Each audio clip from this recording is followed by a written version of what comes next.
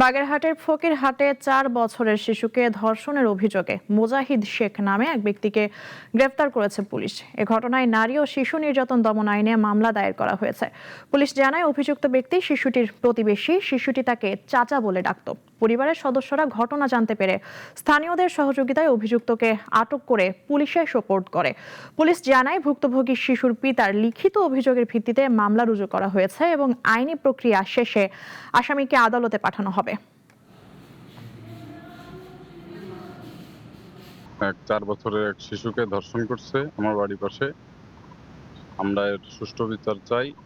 বিচার যাতে একটা সুস্থভাবে বিচার হয়, যাতে ভবিষ্যতে এরকম কোনো কাজ সে আর করতে না পারে। গ্রামবাসীর কাছ থেকে আসামিকে আমরা হেফাজতে গ্রহণ করি, ভিকটিমকে নিয়ে আসি, ভিকটিমের বাবা মাকে নিয়ে আসি। তারা অভিযোগ দিলে আমরা মামলা রেকর্ড করি, আসামিকে জিজ্ঞাসাবাদ করি। মামলা রেকর্ড হয়ে গেছে গতকালকে। আসামি আমাদের হেফাজতে আছে।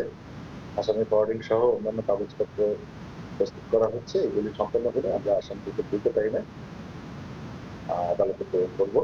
আর ভিকটিমকেও আমরা চিকিৎসার জন্য খুলনা মেডিকেলে প্রেরণ করছি।